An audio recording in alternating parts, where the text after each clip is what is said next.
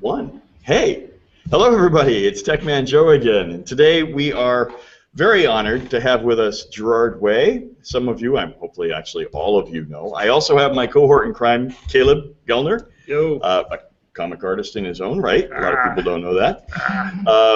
Caleb, you've actually had a longer relationship with Gerard. Would you like to do a quick introduction? A little bit, sure, yeah. Gerard Way, as you know, if you're on this chat probably, he was in a highly successful band for 10 plus years, My Chemical Romance. But what you might not have known so much is before he was in the band, Gerard, I'm paraphrasing so you can elaborate. Sure. Gerard was an aspiring comic book artist who actually went to SVA and was pursuing a career in comics before his band took off.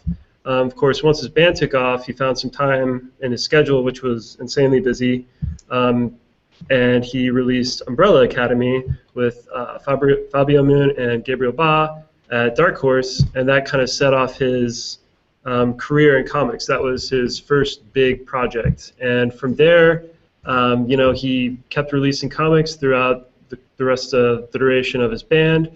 Now that My Chem is, kind of rode into the sunset for now, he's doing tons and tons and tons of comics, and we're super stoked to talk to him about that today.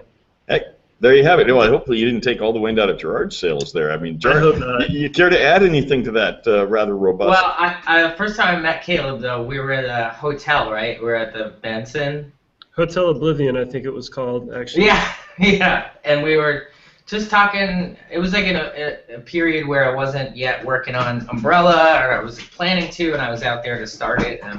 But I remembered I thought he looked like a grown-up number 5 from the series, and I remember that's what I thought. I was like, hey, he looks like the boy, if the boy ever aged, I need to get a haircut really bad. Maybe grow some facial hair. We'll do that in the next hangout. I'll do his haircut for you. Yeah. So yeah, I have a solo record coming out in the fall, and I'm Can you doing tell a lot of everybody what it's called, just in case they didn't see it on Twitter? Sure. Yeah, it's called Hesitant Alien. Sweet. It's out. Yeah, it's out in the fall. So I want to kind of do a quick rundown on how we're going to be moving forward here. I'm actually going to be monitoring. Actually, I've also got the assistance of someone else monitoring some of the questions. I do want to invite questions. I know, Gerard, you probably have no shortage of questions thrown at you on a daily basis. Mm-hmm. We're encouraging the artists or the audience to do the same.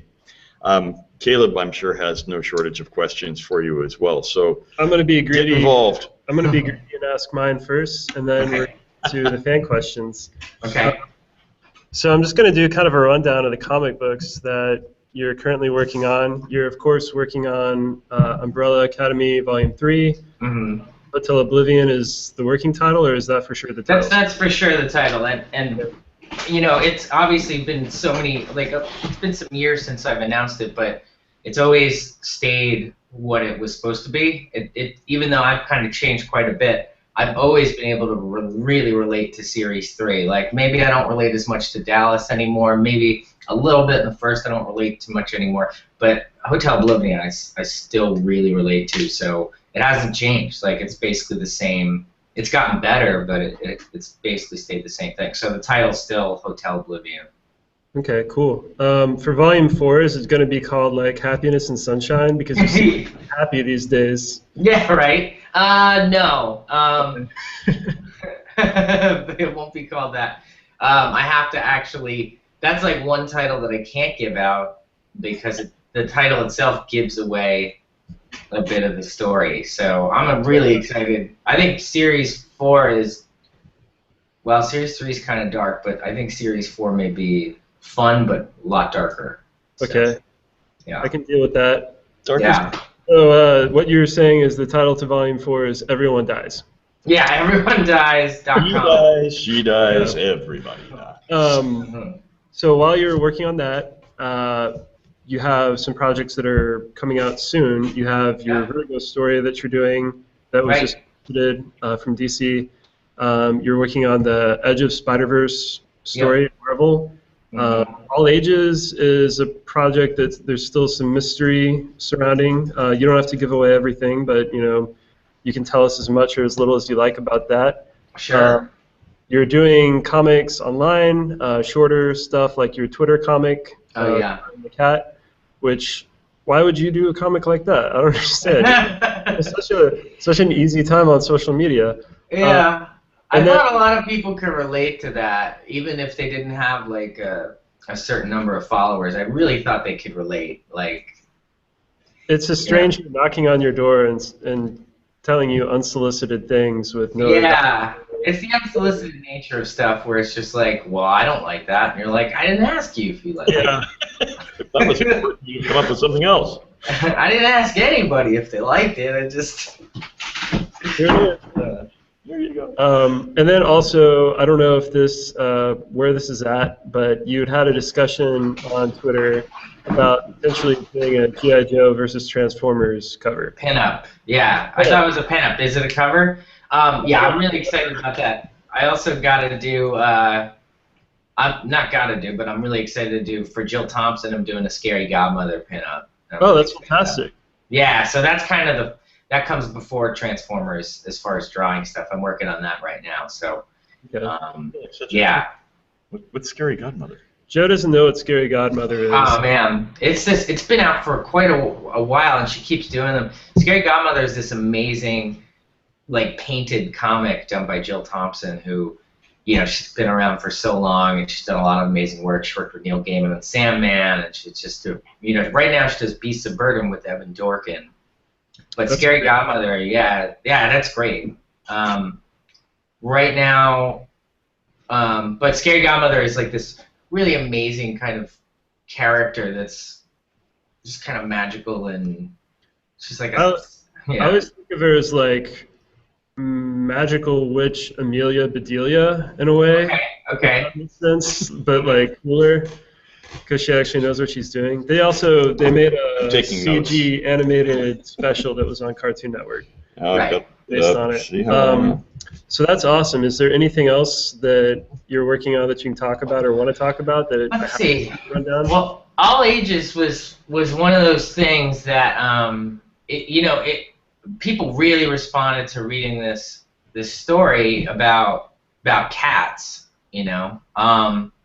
and the fact that it was kind of this punk thing, and semi-autobiographical, but it took off really quick, and that was very cool because it's cool to put an idea out there and get an instant kind of instant feedback on something, and then it really, like, people were very excited about it, and then I pulled back for a minute because there's a lot more stuff I wanted to deal with than just punk cats, and even though I know I could deal with a lot of like social issues in that and other things, I started developing it in a really strange way, and it got pretty sci-fi. So a lot of the stuff I've actually been putting up lately that just seem like characters that people don't know who they are or what they're for, those are characters from All Ages. Like, All Ages has gone far beyond the cats now.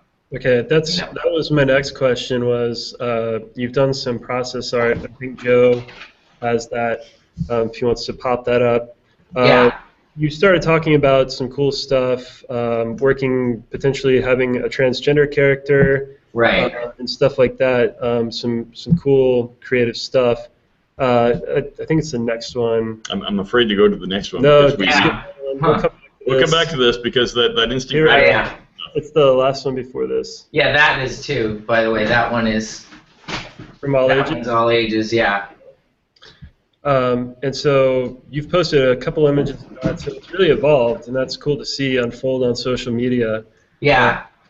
As much as we complain about, sometimes the pitfalls of Twitter and other channels, like it's pretty awesome. In 5-10 minutes, you can post a complete process art of a character that you're working on and developing. So that's been really cool to watch unfold. Yeah, Twitter for a lot of things is actually really amazing. I've obviously really embraced it, and like with anything else, you're just out there. It's almost like just being out there in the world. You're gonna deal with some negativity. But having said that, it's incredible for artists, because a lot of people don't get feedback right away when they're looking for it, and they don't. People don't ever. They used to not be able to watch an idea develop. They used to have to wait until a trade came out or a graphic novel, and then in the back they'd see the process, you know. But it's great for that. It's great to see what's working and what's not.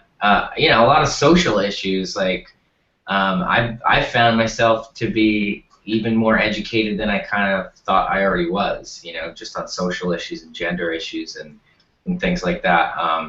Not only educated, but it feels like Twitter does make a huge impact on the world and worldviews and social views. And so, yeah, I absolutely recognize that, that it's, you know, a very powerful thing.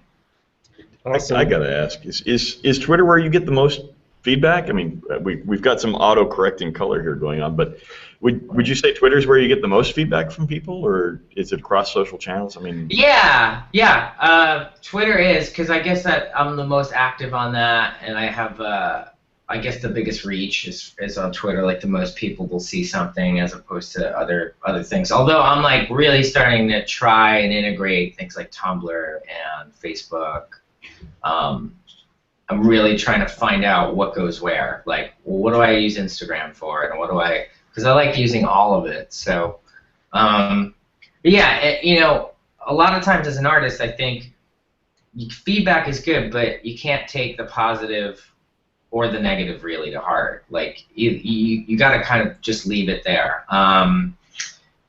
You know, you can get too much feedback. Like on All Ages, I was starting to get too much feedback, and I pulled it away because I really needed to work on it, and I wanted it to be the best thing that I thought it could be, but absolutely not based on opinion, because I've never made work like that. I've never sat down and asked like a committee what they think about something, in all due respect, you know, and I never asked a group of people. I never asked the audience, and I think that's helpful for everybody. I think it's good for everybody, because then they're surprised, and then they get to see an unfiltered, uncensored version of what I'm doing, as opposed to, well, somebody in, you know, Minnesota was really bummed out that I made that guy's shirt green, so now I'll make it red. Like, Yeah.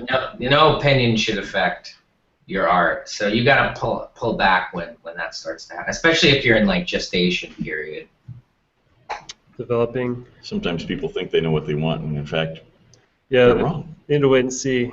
It's like when you go to Subway, you know, like you want to take a risk, get a new flavor that night, Yeah. but you fall back to the Black Forest ham and cheddar combo that you are so used to liking. I find I'm always kind of surprised by what I get there anyway. Oh, if you like yoga mats, you know. It's all good.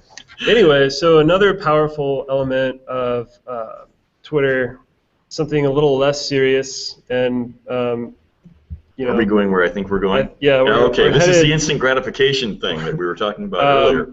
You've used it for something potentially your most powerful and compelling idea in your artistic career thus far, Fudgelord.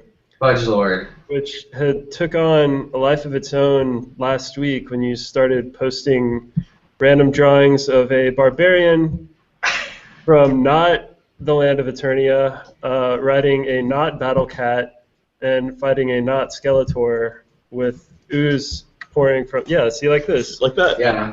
And now you've got an army of Fudgelord cosplayers. Wonderful fan art. I saw someone post like this amazing sculpture, and it's fans all over the world. They are hooked on the fudge. Yeah. So maybe you could tell us a little bit about where your head was at with that and what you've thought of the reaction so far.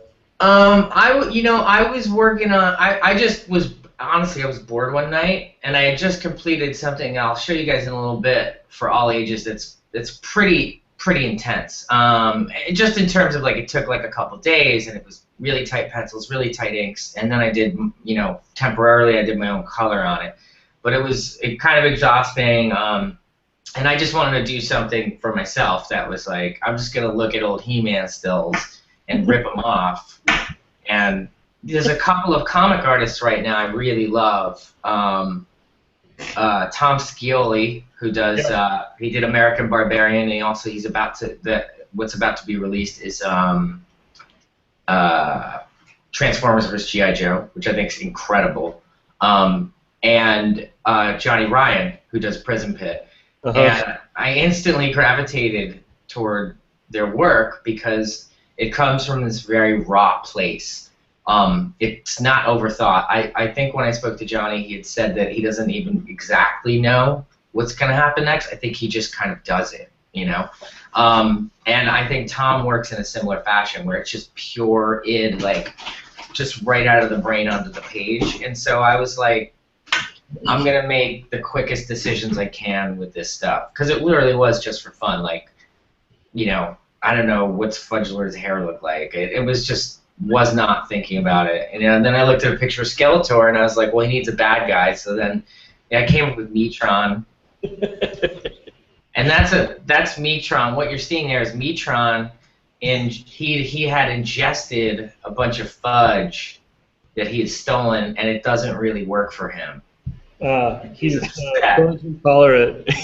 Yeah, he's very upset because he also wants the power of the fudge.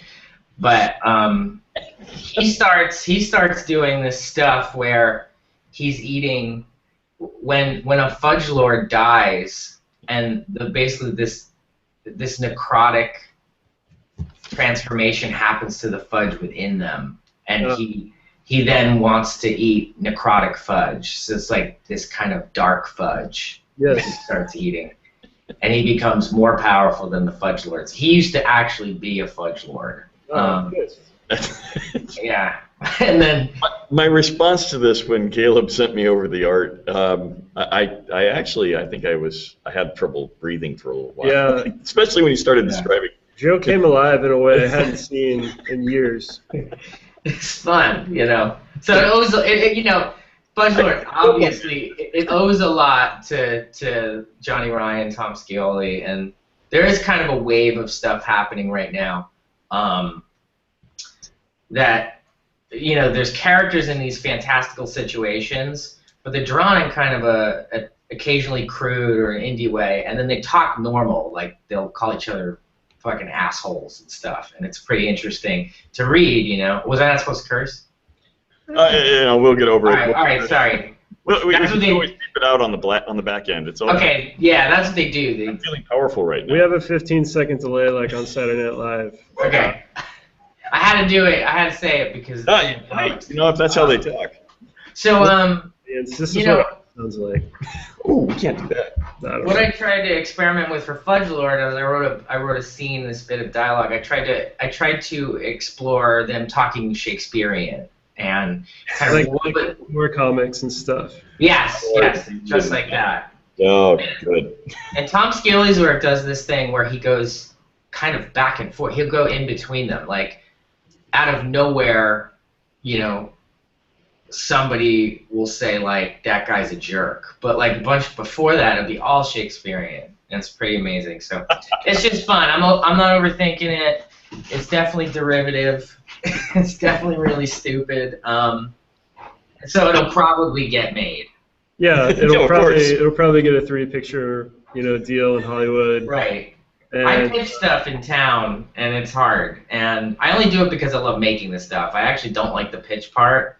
Yeah. And I'm pretty low on compromise, so a lot of stuff I want to keep it as pure as possible. So a lot of stuff that I come up with doesn't get made, and that's okay. Like I understand why they wouldn't make some of the things that I've brought to them. Some of them are really expensive. I don't have a good budgetary mind either, so. I see South Park using some of this too. He thinks South Park is going to do a parody of Fudge Lord already. Oh, really? A parody of Fudge Lord? Can you really do that, though? I don't know. It's like you'd almost have to take it seriously in order to make a parody of it. Yeah, this stuff was really just fun for me. There's got to be some stuff out there that's just, aping He-Man. But I was experimenting with that stuff back when I was an intern at Cartoon Network. So when my, show idea, The Breakfast Monkey, when Cartoon Network became interested in it, I also started developing these other shows. And one of them was called Hit Squad America, which is funny because years later there was a Team America. But it was basically traced Alex Toth animation styles from Super Friends, but everything was changed. So eventually that developed into this idea. I wish I had pictures of them, but I tweeted them out called Gutter Boy and Midnight Magic, and it's basically Batman and Robin, but and it is effectively traced over Alex Toth to just have that quality of Super Friends, but very, very adult grown-up stories. So we'll see. I kind of like the idea of Gutter Boy, and it focuses on Gutter Boy as opposed to the Batman character, which I like. Mm-hmm. And they have like the gutter wagon and. I can see a toy line forming as you talk. Like, I know. You know, it's like sometimes I make this stuff. You're already done. Yeah. Like it's a good motivator to want to make something that'll become physical one day. Like one of the, obviously there's a lot of comics that inspired Umbrella Academy, but one of the things that inspired it as well was those Hellboy toys. Yeah. Which were the fact. Yeah, that was the first time I'd ever seen like art totally just transformed into the plastic. Like it looked just like the Mignola drawings, and I was, so blown away by those that I was like, God, it would be so great to have something come from art and become a physical thing. And we got to eventually do PVCs for Umbrella Academy that looked just like Gabrielle's art. So. Yeah, I have that Lobster Johnson action figure like in my office with the claw. Like it's great. So you have the new album coming out. Yes. You haven't announced the exact release date yet, and you haven't announced anything else like tour dates and stuff. Right. Where you're going to be super busy for a little bit here. Right. But I think I speak for everyone when I say that you must forfeit sleep to continue working on comics and animation, even as you do any of music. Yeah. Well, the music thing is interesting. Like, I'm always kind of making music, but I kind of shift in between these modes of, like, I have periods where I work on music pretty intensively, and then when the music's done, I'll just tour that, and I'll be out on that, and I'll be working on something else while I'm doing that. Like, because obviously you want to support the music you make and the work you do. And then, but, Umbrella Academy was written on the Black Parade tour because it just had... You can't help it. You're going to have these long stretches of time. I was writing up until the point right before like these massive gigs in arenas. I was sitting back there and just writing it, And then on off days in hotels, I was writing it too. So I didn't get to go out a lot during Black Parade. So I forfeited that a lot, like going and seeing things. But I'm kind of, I don't know. I'm a shut-in anyway, so. Well, I do want to get to showing some of the stuff you're working on, but of course, you've got a number of fans, and we're hearing from them. Yes. You were just talking about the Umbrella Academy, and at one point there was evidently some talk of a movie. Yes. The most just to give her a shout out. Oh yeah, the most current news on that actually just came about last week. So Rawson Thurber is. He's writing a script. I think they're waiting on a revision.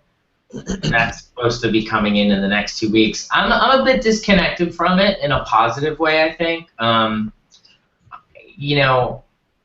think it's cool if somebody wants to make a movie of something. I think that, I don't know, maybe to some extent, the less involved I am, the better. I can help in certain ways, but only if like they want the help and it's going to have an impact, But I like Rawson's script. I think he did a great job. He obviously that was worked off of Mark Bomback's amazing first script too, and then Rawson did his thing to it. And I think it's also great. So that's where it's at. Like these things take years. Sometimes they happen right away, and then sometimes they'll just take forever. So we'll have to see. So, do you want to ask Sasha's question? Sasha's. I liked it. Sasha wants to know who your favorite Umbrella Academy character is. My favorite Umbrella Academy character has always been Rumor. I think as soon as I started writing it, it was Rumor. I think Space Boy was my favorite at first, but he's kind of a drag. And that's his job, is to kind of be drag. He's like the Cyclops of the team in a way. Yeah, I want to move him a little bit away from that. I think there's going to be some personality shifts kind of happening, just like people grow in the real world. He served a function, like but really, you know, with Cyclops and Wolverine, it's like Space Boy and Kraken. So I wanna dissolve that a little with the new series that I do. Kind of bring Space Boy back a little bit to his original concept. I kind of like Allison Gilmore's question. She said, if you could recreate one of your favorite comic book characters, what would you change, or would you, and why? I mean, everything. You know, that whole Thor thing happened, and obviously. Explain that real quick. Marvel, sorry, just so. Oh, yeah, that's a good idea. Yeah, you should explain that. Marvel is making a new character, giving them the name Thor and a very similar costume to the Thor we all know. And now it's a female character, and she's going to take over the book. So, sorry. Oh, yeah. And it's amazing. They're just bypassing the whole actual mythology thing? It's new mythology, bro. Okay, never mind. Sorry, and Jason Aaron, too, right? Jason Aaron's ready. He's already had an amazing run on Thor. And, you know, and we don't, I mean, it's been overwhelmingly positive. And I think it's for a couple reasons. Obviously, because, you know, Thor is going to be a woman. That's a very positive thing to have more diversity in comics. But I think with these characters, you should be able to start over. Like, you can keep your continuity, but these characters are much larger than their alter egos. You know, they're this kind of tangible kind of idea that, and this concept that can be a lot of things. It doesn't just have to be Peter Parker swinging from from building to building. Like, the one reason I agreed, or I was excited about doing a Spider-Man book, is because I was allowed to redo Spider-Man, and that's always fun. But I'd like to see more of that stuff in continuity, in terms of, like, yeah, Thor is a new character and Thor is a woman, and they should take more risks like that. You know, in comics, I think just be good for them. You know. To come back to the original question, who would you want to? Right. Sorry. No, I forgot too. Good thing we highlight our questions. Yeah. I'm trying to pull them in. You know, it's all good. I would probably say the Joker, because I think that's a concept that you can just, do something new with and start again. You know, that's always, and maybe people would disagree with my solution. My solution is always to just try something different. You know. I mean, like, because it's almost like, how many times is the Joker gonna get out of Arkham? You know, I think one of the most interesting concept that came out of the Nolan Batman films was that the Joker was a concept as well, and I thought that's where it was heading. When I had heard, obviously I heard the horrible news that Heath Ledger had died, I didn't, from a creative standpoint, I didn't necessarily think that was going to stop them from doing more Joker stuff, because the Joker the version of the film that I was watching, Joker could have been anybody, and I thought that was the concept. You know. It sets itself up for basically, what do you call that, when people mimic other criminals and they right. Copycat, thank you. Copycats. Right, and if that criminal's dangerous, are they the Joker at that point? I kind of tend to think so. If they're more dangerous than the original Joker, they're surely the Joker. I can't imagine more danger. Uh-oh, got a little snag. I don't know. It's tough. Yeah. But I'm gonna pull it back in and go for some more of the questions, just because we did ask them, and they're asking some really good, solid questions. But who are some of the up and coming artists that you're following, or that you would suggest looking into? Well, No. Jake Wyatt who's doing he's drawing the Spider-Man issue I'm doing. I had never heard of him, and Nick Lowe suggested him. I instantly fell in love with what he was doing. I know this is always a tough question, because I know there are new artists that I'm discovering, and they always escape you when you're asked. When you're on the spot, What bands do you like? And you can remember the song and maybe all the lyrics, which is like, I don't know, the ones with the guitars and synth. They have drums. Yeah. They have drums, right? But Yeah. because you've got it on your iTunes, or like in the case of comic book artists, you've got their work, and so you don't always commit it to conversational memory appropriately because you know you can just pick up the comic or whatever. So yeah, sorry to put you Oh, in. it's fine.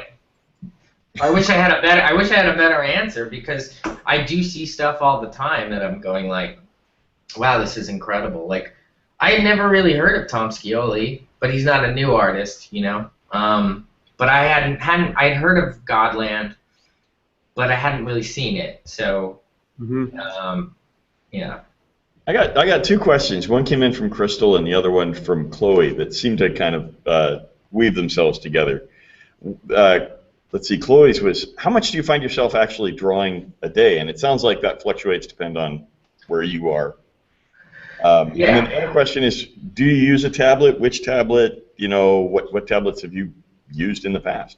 Yeah, it does fluctuate. How much drawing I do really just depends on what I need to get done for the day.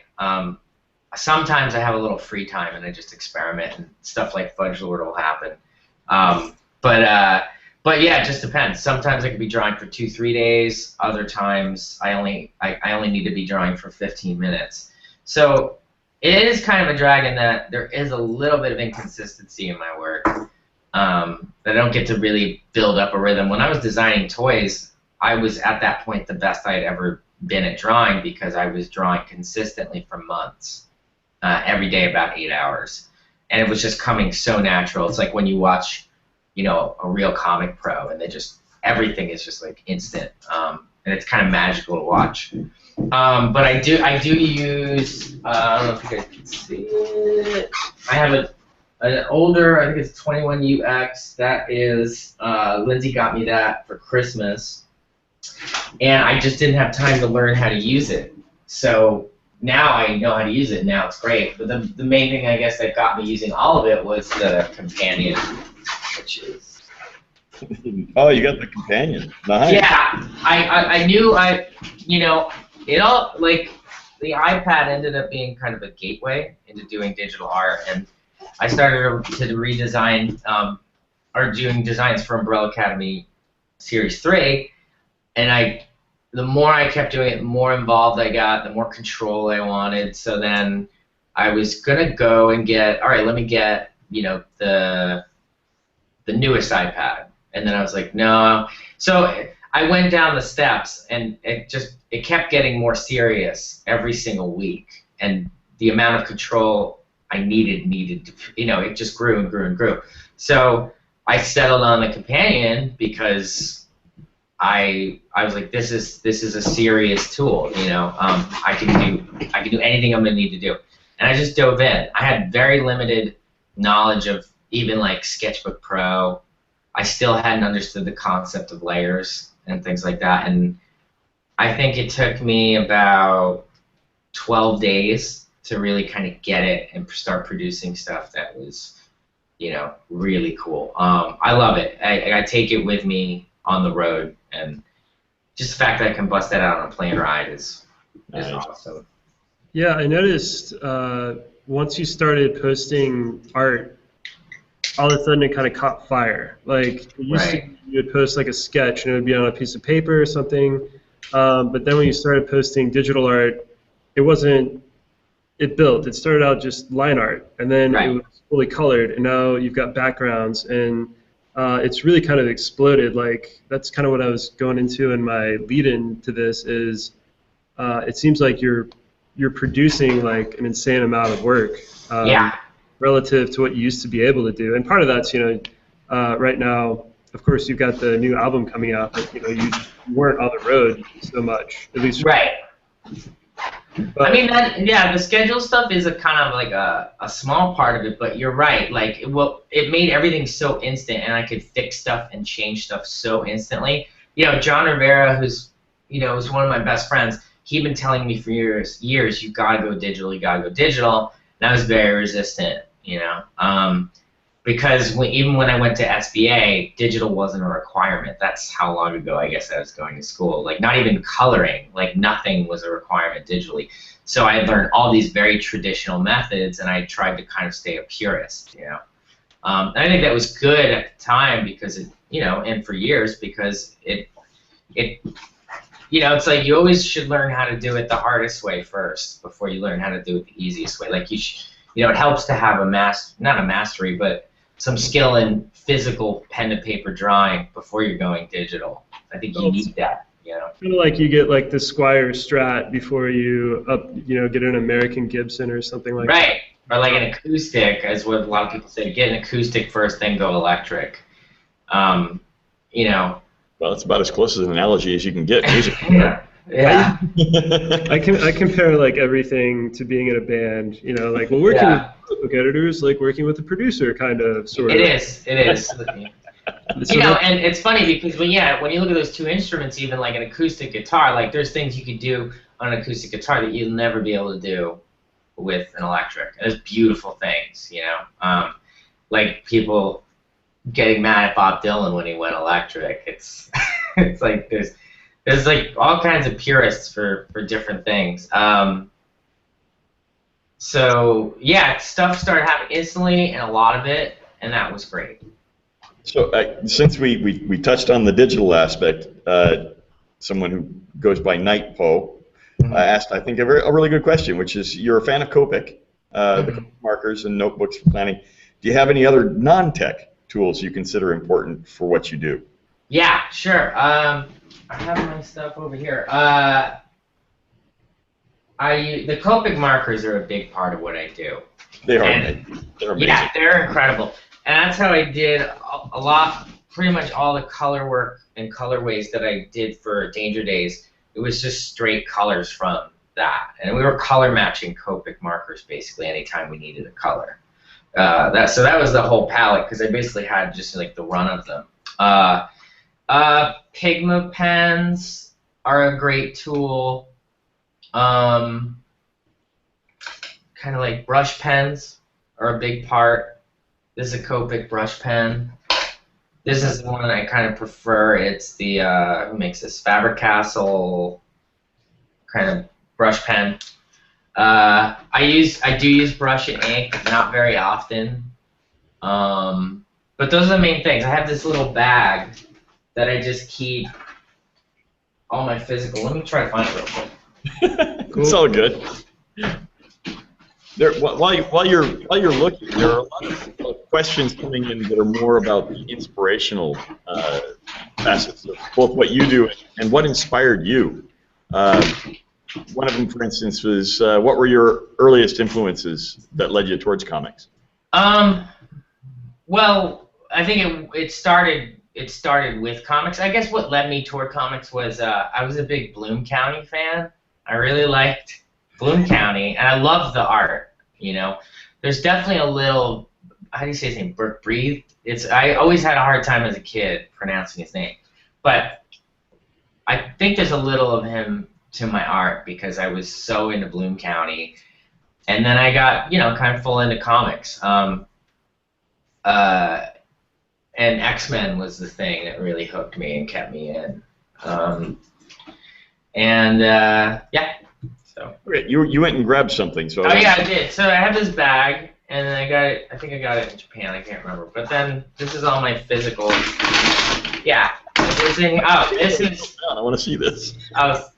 It's all good. I was kidding. Alright, this is the most important physical tool I use. That's just a non-photo blue pencil.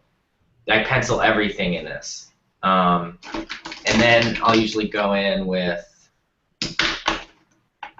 one of these pens, and then I got a Sharpie for black, eraser. Nothing really out of hand or crazy. It's all that stuff. Do you find that your workflow when you're working digitally mimics how you used to doing physical life? Yeah, it's actually, my workflow's been exactly the same. The only difference now is the color is a big part that I try to incorporate, and it almost happens it's like pencils to inks to color just happen, almost like right away. Yeah. You had mentioned Sketchbook Pro. Are there other apps that you've played with? Yeah. I just started integrating Photoshop to get some kind of cool effects, like some of the stuff you'll see. The You wanna share Fudge some? Lord. Yeah, let me see what I got. Go for it. Well, the Fudge Lord stuff you've been showing, what's cool about that is I started experimenting I with. laugh every time it comes up.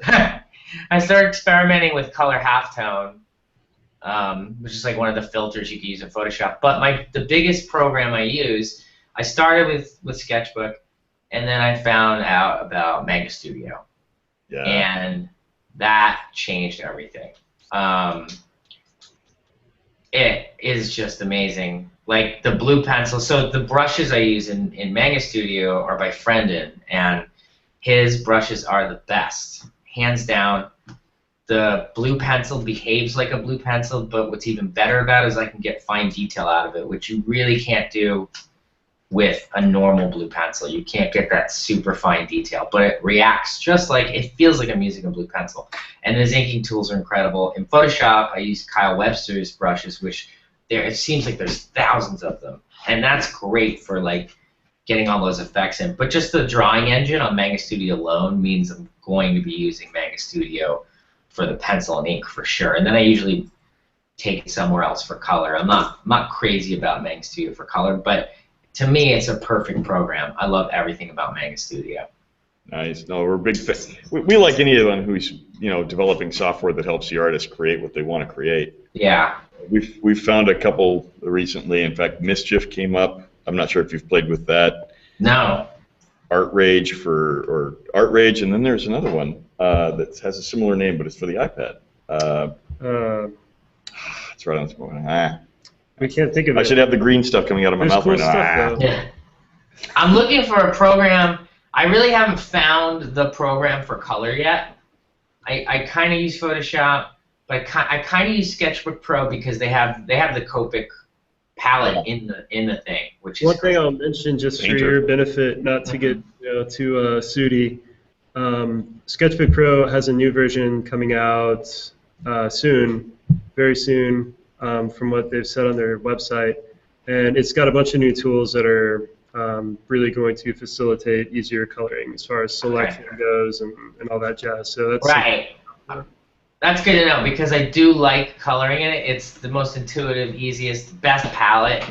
That's really kind of comes down a lot to the palette, how easy it is to grab the colors you want. I like pre-mixed stuff, and I like working within the confines of a pre-mixed set of colors. But I want those colors to be amazing, Yeah.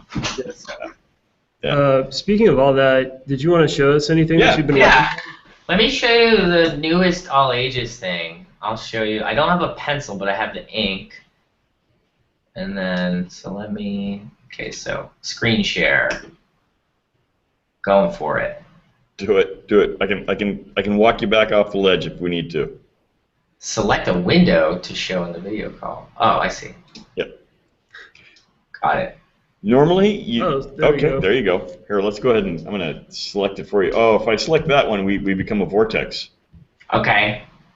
So you can just minimize the window that is us. Although it's kind of cool. I want to move it around now. I'm trying to get to. Hey. That's you guys. No, but I'm trying to look at. I can't see my screen. Go ahead and you can just hide us or move us off the window. The other option is you can actually select a particular app, I believe, to share. Okay. Oh, it's doing the vortex, isn't it? Yeah, but like I said, I feel like I've really come into your artistic place. I've gone there. Vortex. I've gone there. Okay, so let's try this though. Okay. Go ahead and move our image out of sight or out of mind, or minimize it altogether. Just. I'm trying. Well, I'm clicking that thing at the bottom that says "you." That's the one I'm clicking. I'm not clicking you guys. Oh no, the window itself. Uh-huh. If you select the window itself and just hit the minimize button. Okay. And that I'll will select show the you window.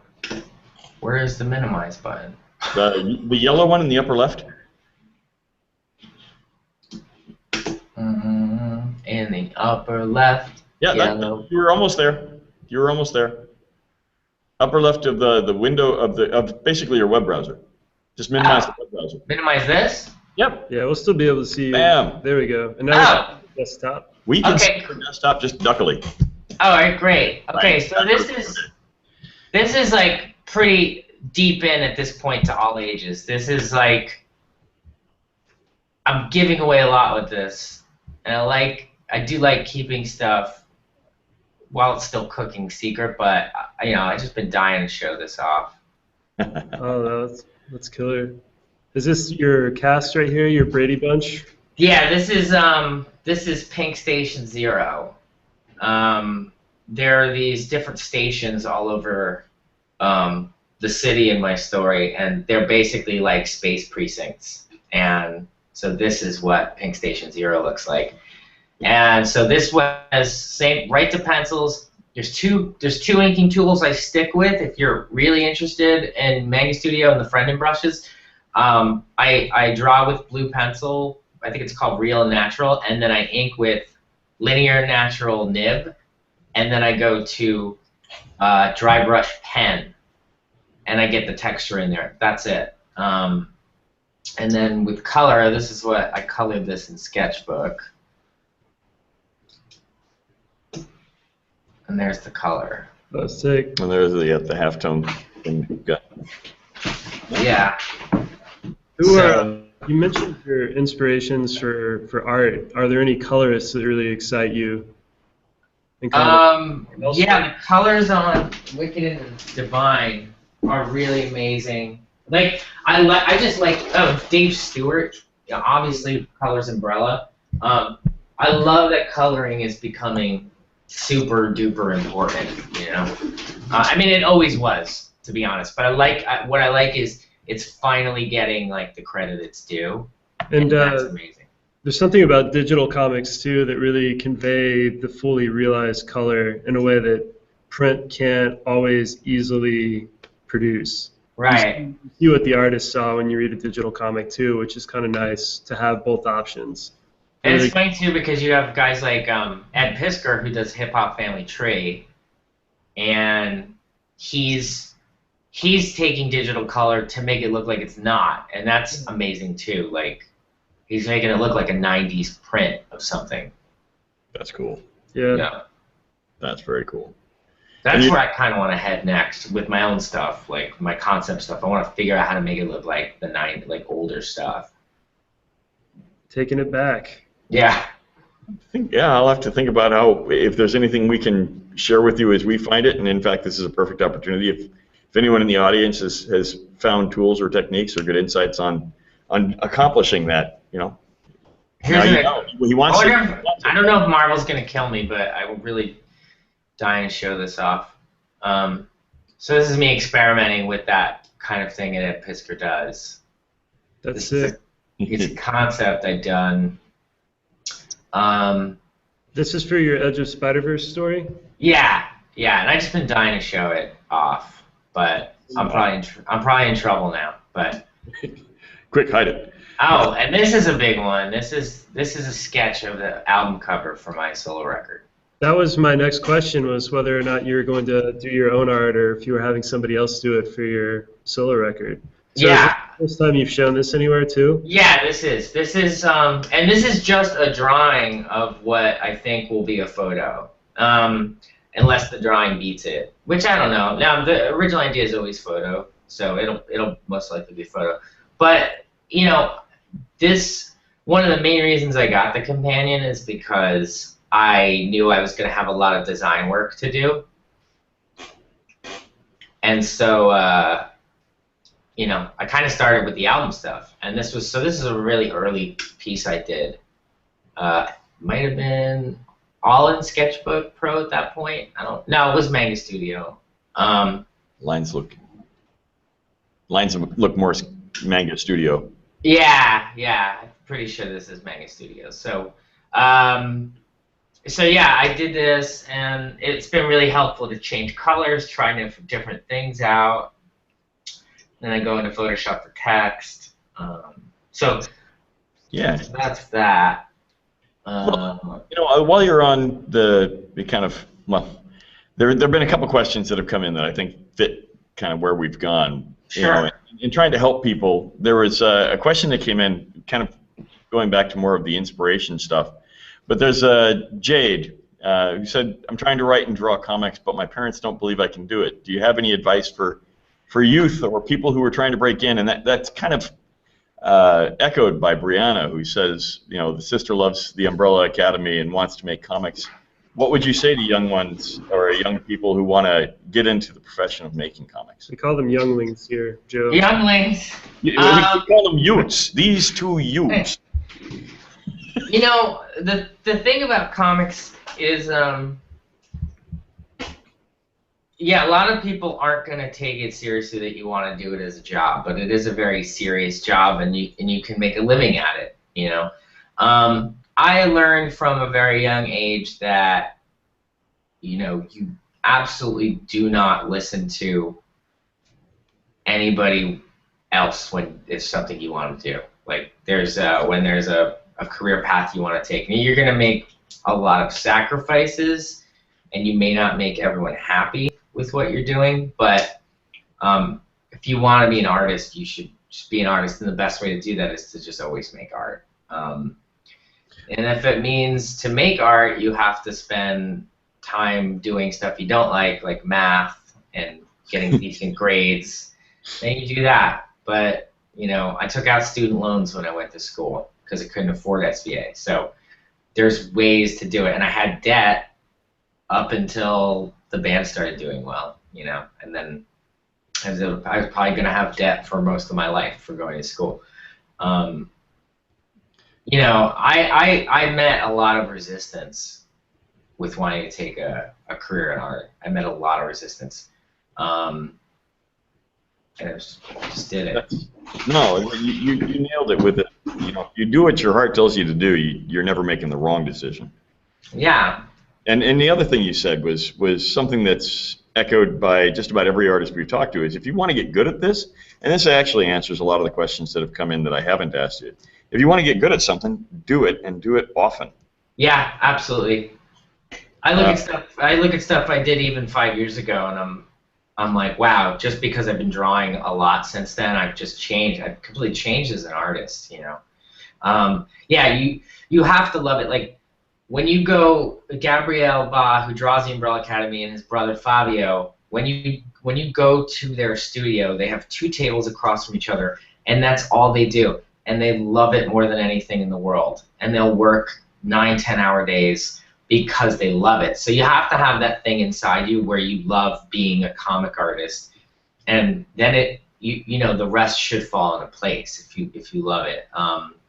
Because I don't have the discipline to draw a monthly book or even a book that's like 6 issues in a trade. I don't have that discipline because I love drawing, but I don't necessarily love drawing comics. I enjoy it. I like doing it in brief amounts of time. You have to have this kind of discipline. It has to you have to be compelled. If you're compelled, then the rest falls into place. So Elizabeth asked a question. I'm going to paraphrase it for time. When you were 16, did you know what you wanted to be, and when did you find out? When did you discover what you wanted to be, or would you do something different now? I wouldn't do anything different. I knew I wanted to be an artist. I knew from a young age I wanted to be an artist, and then at 15, when I discovered the guitar and music and writing songs, I knew I also wanted to be a musician. So when I was very young, I had always wanted to be an artist, and then I just added musician to that when I was a teenager. So you speak of writing, and that's actually kind of where pretty much the rest of the questions come in. There's a lot of questions about, you know, you're interested in writing. Let's see if I can find it now. There's a whole bunch of questions we haven't gotten to, but something about writing a novel. Let's see. You're obviously very talented in the comic book. This is from Cloex. Very talented in the comic industry. Has a book. The idea of writing a novel ever interested you? Also, would you still like to write a children's book? So evidently, I didn't have. Yeah, I would like to write a children's book eventually. The idea of a book is always this really elusive, amazing thing where you're just like, it'd be so cool to write a book. It would be so cool, and then you know the time frame of everything then just kind of hits you, and you're just like, if I wrote a book, it would be a year of my life only doing that, I think, if you want it to be really good. And I don't have that, so I do the things I can. But it has always appealed me to try to eventually write a book. But a children's book obviously would be a lot easier. Okay, so basically after we're done with this hangout, we will book a date 83 years from now. Yeah. And we'll do, we'll ask you how the book went. How was the book going? Yeah, all that. Actually, I have to throw out a question Amy asked, and I love the question and everything behind it. Do you have any writing or drawing exercises to begin, developing your skills that you would recommend? I'll go off of what I really learned at SVA in the foundation year was just kind of draw everything. Like, there's a lot of situations where you could find a life drawing class. It's not really a class. You just probably pay about $8 or $10, and they'll allow you to sit in somewhere. Probably at community colleges, I bet.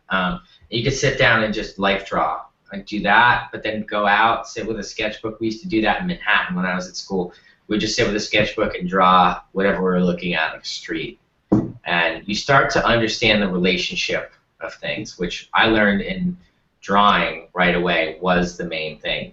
It's how something relates to something else. That's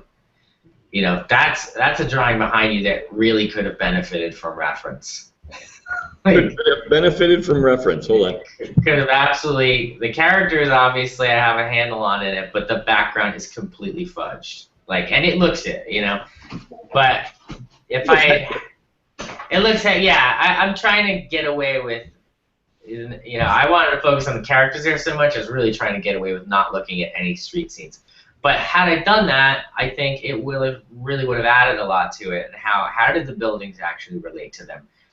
When you really start to look at things, you realize, wow, that staircase is a lot further away, or you wouldn't even see the piece of that sign, or the horizon of the street or the street level should be in a different spot. That people say that it's so crazy. People have been saying it forever, and they said it to me when I was young, and I didn't listen to them. But just draw, all the time. If you make your first comic page, if you make 100 of those, you'll be so different from that first page. It will be incredible. It's always great. There's a comic by Dave Sim called Cerebus, and you look at his first issue, and then you look to where he gets in about 100, and it's astounding. Yeah. Patty asked a good question, and I think that it kind of rolls back to where we started, with how insanely busy you are. What helps you keep going when you start getting stressed out because of everything? Right. What does keep me going? You chase these moments because it does happen almost with every single thing you create as an artist. You have this moment where everything's working. I saw this Jamie Hewlett interview where he kind of boils that down, and you have these moments, and it could be about an hour, where everything is perfect, everything you're doing is awesome. Takes so long, it takes a while to get to that, and then it does dissipate, and then you got to start the next piece. But I think what keeps me going is a really strong desire to communicate with people. I've always just wanted to communicate my perspective or my ideas to people. That really keeps me going. Yeah. You've chosen good mediums for it. I mean, music and visual arts like this are about as emotive as you can get. So that's right. Well found. Right. Thanks. Yeah, I picked basically, and books would have been one of them as well. That was always on the list of things to do. So basically, anything that I communicate with, I'm gonna try it. Film, maybe eventually, Excellent. Excellent. Well, we have come to that hour, and I want to thank you so much. I want to respect your time because we've already identified the fact you have very little of it. Right. But thank you so much, and thank the entire audience for your questions and joining us today, and Caleb for bringing in Gerard. Gerard, it's been a pleasure. Thank you guys for listening and hanging out. And thanks to the audience, and thank you guys as well. Super fun. We can take one more question if you want. You want to? I didn't prepare like an awesome question that lets you say something profound, you know. Well, we got one from Brianna here that we Okay. haven't asked. Let's see if we can. Brianna wants to know, will there be a prequel to the Killjoys comics? I always wondered how the original Killjoys met, how they got their code names, and some more details like that. So will there be more Killjoys, she wants to know. I don't think there'll be any more Killjoys. I think that was a big period of my life, Sean Simon's life, the band's life, Becky Cloonan's life. It was a lot of people. It was a big phase, and I think that when the comic was done, it was the end of that phase. You know, there was talks very early when it came out of like, let's just do a bunch of Killjoys comics, let's do more, and then I think the longer the process went on, we realized, no, this is a nice way to put a period on the end of that sentence, and move on to other stuff. I mean, Sean is doing amazing things right now. His monthly, I think it's a monthly book, Neverboy, got announced by Dark Horse. He has all kinds of amazing things in the works. That's been one of the most rewarding things about the experience, was to see somebody you knew was amazing and believed in, and just watch them go. Like that was it's been really amazing as a friend to watch him. One of the greatest inspirations are your peers. That's so true. Yeah, and he truly inspired me to to pursue Killjoys. So since you offered one more, I'm going to take two. And Bethany. Yeah, sure.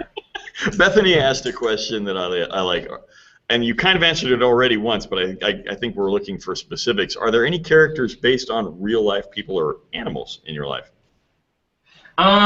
I think writers will probably say this a lot. Like it's little bits of everybody you know, or because it really is like the main character, or who's the main character now in all ages, is definitely a mixture. But since she has a lot of the problems that I guess I had, I draw a lot for myself for her. So. Actually, just because there was a hiccup on our end, I don't know if everybody had it. Who is the character again? She doesn't. I mean, she's kind of got a name, but I haven't named her yet. So it's the character. It's the character for. I know her last name is Moody. I think her name's gonna be Georgia Moody. First name might change, but she is. There's a lot of. I gave her a lot of the problems that I had. She's not like me at all. But I gave her a lot of the problems because it's the kind of thing I don't deal with a lot in Umbrella Academy, like mental illness or addiction, alcoholism. So I've worked on that for this character, and that it's a very different tone, all ages, than Umbrella Academy. Cool. Very cool. Well, Very cool. Once again, I go back to thank you so much for your time. Yeah, thank you guys. It's been great. Wow, it's been insightful for me.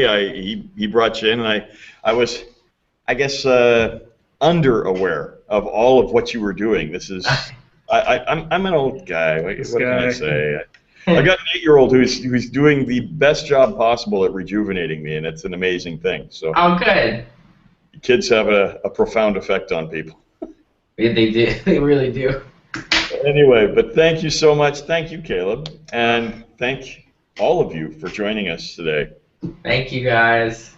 Guys, keep smiling. Thanks, Gerard. Bye. No problem. I'll talk to you guys soon. All right, good. All right.